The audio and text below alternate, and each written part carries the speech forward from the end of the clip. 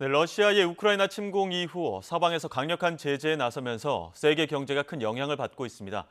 국가 경제에서 무역이 차지하는 비중이 큰 국내 경제에도 타격이 불가피하다는 전망이 나오는데요. 이번 우크라이나 사태가 우리 경제에 미칠 영향 계속해서 경제부 조태현 기자와 짚어보겠습니다. 어서 오십시오. 네, 안녕하세요. 일단 가장 눈에 띄는 점이 국제유가인데 네, 배럴당 110달러를 넘어섰습니다. 이 러시아가 우크라이나를 침공한 이후에 국제 유가가 빠르게 올라가는 예. 추세입니다. 아무래도 러시아가 세계 3위의 산유국인데다가 지금 서방에서 이런 부분에 대한 제재를 가할 거라는 전망도 나오고 있고요.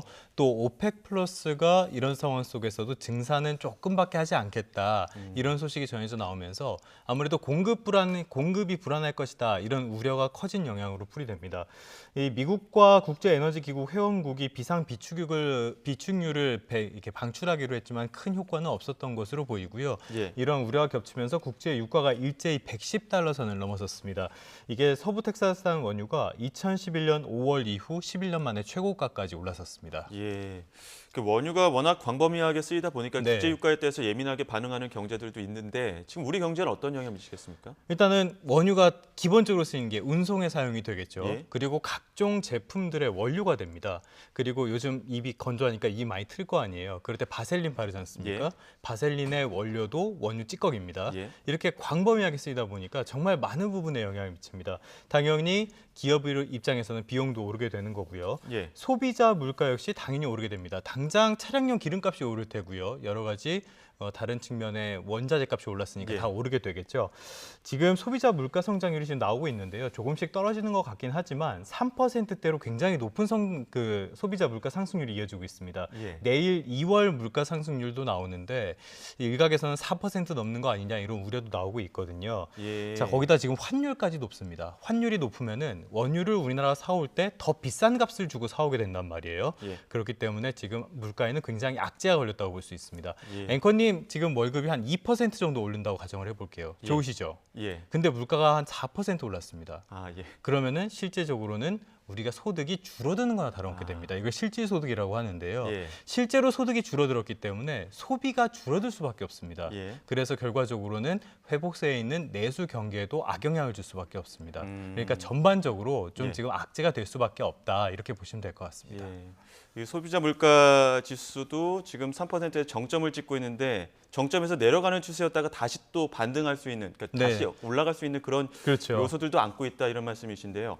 지금 그 스위프트 예. 경제 핵폭탄이라고도 불리는데 이 서방의 경제 제재가 곧 실행이 됩니다. 이 네네, 부분에 맞습니다. 대해서도 어떤 국가 경제에 국제 정세에 좀 미치는 영향이 클 것 같은데요. 자, 일단 스위프트 이름이 어려워서 국제은행 간 통신협회입니다. 예. 이게 한 200여 개 국가에서 10,000개가 넘는 은행들의 이 통신망을 연결해주는 개념인데요. 예. 여기에서 배제가 되면은 국제금융거래가 거의 사실상 차단되는 거나 다름없습니다. 예. 지금 EU가 이 제재를 하면서 스위프트가 12일부터 러시아 7개 은행에 대해서 제재를 하기로 했거든요.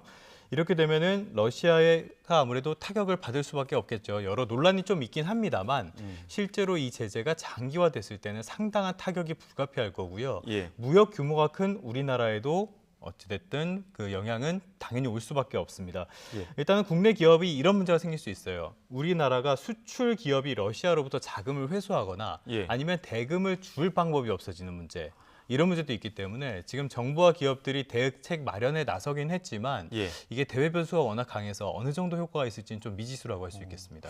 이 국내 산업계도 비상일 텐데 어떤 영향들이 있는지 추가적으로 설명을 해주시죠. 일단 삼성전자, LG전자 그리고 현대차 같은 곳들이 현장에 공장을 가지고 있고요. 예. 러시아에서는 라면을 도시락이라고 하거든요. 예. 도시락 라면이 굉장히 인기가 있습니다. 그래서 예. 팔도의 거점도 그쪽에 있어요. 우리 기업들이 많이 가 있습니다.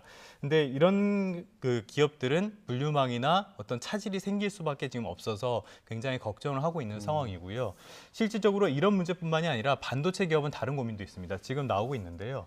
반도체 공정에서 사용하는 희귀가스들입니다. 이 보시면은 이 희귀가스의 우크라이나와 러시아 비중이 상당히 높은 걸 알 수 있습니다. 예. 아직까지는 재고가 남아있는 상태고 다변화도 하고 있다고는 하지만 상황이 장기화됐을 때 이게 어떻게 될지는 알 수가 없는 거고요. 또 다른 문제가 있는데 미국이 러시아에 대한 수출을 통제하기 위해서 해외 직접 생산품 규칙 FDPR이라는 걸 진행하고 있습니다.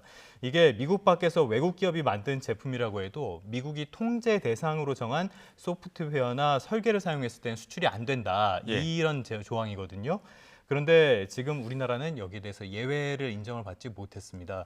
근데 다행인 거는 산업부가 미국에 좀 물어봤는데 휴대전화와 자동차 같은 소비재는 여기에 포함이 되지 않는다고 해요. 그래서 일단 최악의 사태는 벗어났지만 여전히 변수가 적지는 않은 상황이다. 이렇게 볼 수 있겠습니다. 예, 최악의 사태는 벗어났다고는 하지만 어쨌든 기업들의 영향을 받게 되면 주가는 더 민감하게 반응하지 않겠습니까? 그럼요. 예. 국내 주식시장 영향은 어떻습니까? 사실 가장 예민하게 반응을 보이는 게 주식시장일 수밖에 없는데요. 지난해 연말 이후 우리 주식시장은 계속 좀 부진한 흐름을 보이고 있습니다. 예. 그런데 이 우크라이나 사태 이후로도 크게 뭐 변동은 없는 것 같아요. 오히려 지금 3거래일 연속으로 코스피가 상승했고요. 예. 오늘은 한 1%대의 오름세를 이어가고 있습니다. 근데 이 내용을 좀 보니까 24일부터 4거래일 정도를 좀 뽑아봤거든요. 예. 그러니까 외국인이 한 1조 원어치 그리고 기관이 8천억 원어치를 팔았는데 이 부분을 다 개인들이 순매수를 했습니다. 예. 그러니까 아무래도 지금이 저가 매수 타이밍이다 이렇게 보고 개인들이 많이 들어온 것으로 보이는데요. 예. 어찌됐든 지금은 좀 변동성이 커진 상황이고요. 일각에서는 주가의 하단을 한 2,500 정도까지 떨어질 수도 있다 이렇게 보고 있습니다. 3월 중에 그러니까 이번 달 중에 저점이 올 수도 있다는 건데요. 그렇기 때문에 투자에는 조금 더 신경을 써서 하시는 게 좋을 것 같습니다. 예, 아무래도 변수가 아직까지 많이 남아있기 때문에 신중한 선택을 또 하는 것도 중요할 것 같습니다. 지금까지 경제부 조태현 기자와 함께 우크라이나 사태에 따른 국내 경제에 미칠 영향 짚어봤습니다. 오늘 말씀 고맙습니다. 네, 고맙습니다.